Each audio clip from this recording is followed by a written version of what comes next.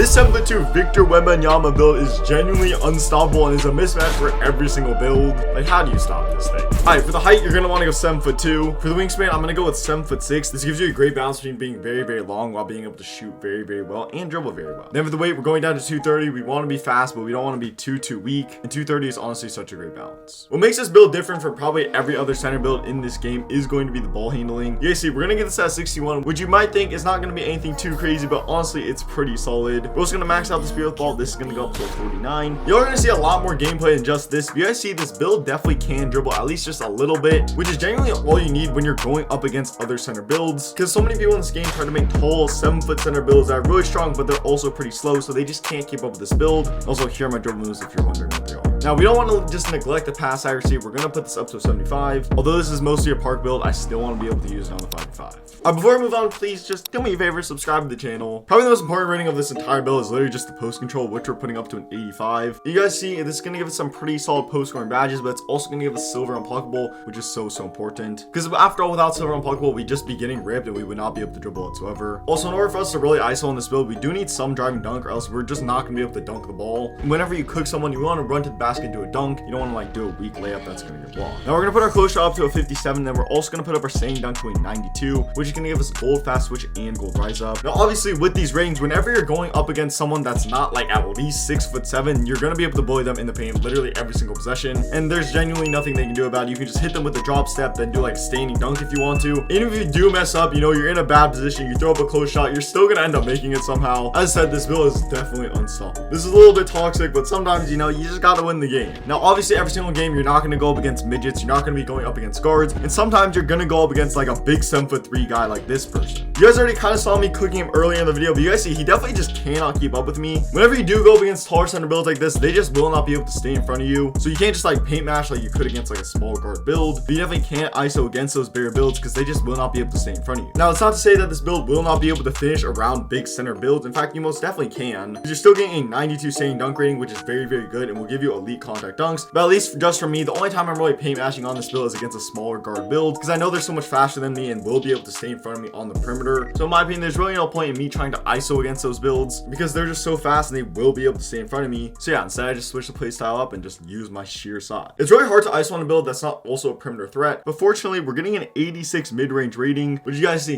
is going to give us Hall of Fame post-fade phenom, which is definitely such a good badge, and will also give you gold meme magician, which is definitely very helpful. This build is very crazy in the mid-range. Then of course you're also going to want to put your 3-point rating up to an 80, so that way you can space the floor very well. Oh, and also put your free throw up to a 66. Okay, returning to this game where I was playing against a 7'3" dude. You guys see, eventually he decided to just sit in the paint because he knew he couldn't guard me on the perimeter, and I can 100% just punish him. Eventually though, he does have to step up, and then at that point I can just cook him. I can go for midi fades, or I could have even gone for a dunk if I wanted to. But honestly, you do kind of have to mix it up because some people will just run straight to the paint as soon as you do a speed boost, and they just be leaving the mid-range wide open. If you guys have ever played on a tall big man build like this, you know how important the mid-range is. It generally makes it so much more easy to score. People just do not expect it. Also, one other thing about this build is that it's very difficult to contest. That starts due to the fact that you are 7'2" after all, which means it's just going to be that much easier for you to get over. Also, if you guys are struggling to green on this build, I'll give you guys my jump shot in a second. Also, just so you guys know, the next jump shot video I make, I'm going to include this jump shot. I'm going to talk more about this jump shot in depth, including how to time this jump shot correctly, including the cue and all that important stuff. But if you guys are wondering, the jump shot I'm using is Dwight Powell with Giannis and then Jaren Jackson Jr. as 50-50 for the upper releases. Kind of a unique jump shot that I don't see a ton of people using, and it's also very good off the dribble. Alright, moving on to the last category, and arguably the most important category. This is going to be defensive/rebounding. You guys see, we're starting these off with a 92 offensive rebound, which is generally so good. If you want to go with higher defensive rebounds than offensive rebound, go for it. This is just what I personally decided to do, because whenever I paint mash, I just want to be able to hold square, and then if I miss the shot, just press triangle, get the rebound. Also, I feel like I'm never really struggling with defensive rebounds anyways. Now for the block rating, we're putting this up to an 87, and then for the interior defense, we're putting this up to 72. That right there is going to give us silver anchor. Now if you guys watch a lot of my videos or you're just really in tune with the game, you guys know how good silver and bronze anchor are. Unlike previous 2Ks where gold anchor was an absolute necessity, it's just not like that this year. It's not to say that gold anchor is useless or something, it's just that these lower levels of anchor are just so